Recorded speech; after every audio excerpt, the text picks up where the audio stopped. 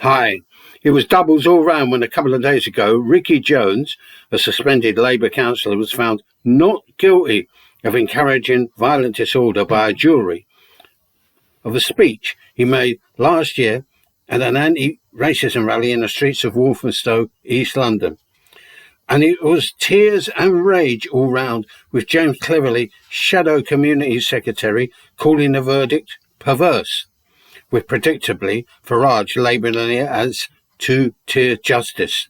Inevitably, the case was compared to that of Lucy Connolly, who received over 31 months imprisonment for sending an inflammatory text around the same period and becoming a cause célèbre for the populist and ultra-right.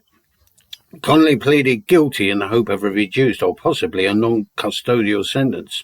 Yet the outcome for her, and many arrested for offences committed during last year's riots, were draconian and utterly disproportionate. This on orders from above, the very top, ex-head of the DPP himself, Starmer.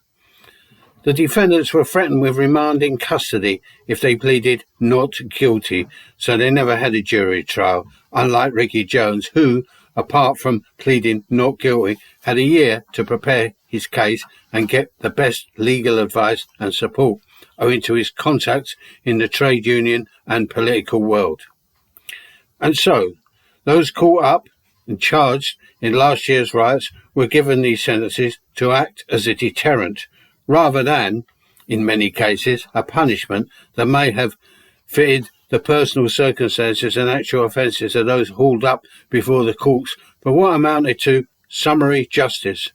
So now, sparked off by this recent verdict, the populist right and their supporters and those protesting outside migrant hotels are fuming about both two-tier policing and two-tier justice, which could overspill into further trouble. Now, there's the deep irony in all this. The same unleashing of the law for authoritarian purposes by this government has been used on the Palestinian action supporters who now face terrorism charges, which will be heartily endorsed by the populist and ultra-right and those protesting outside the migrant hotels.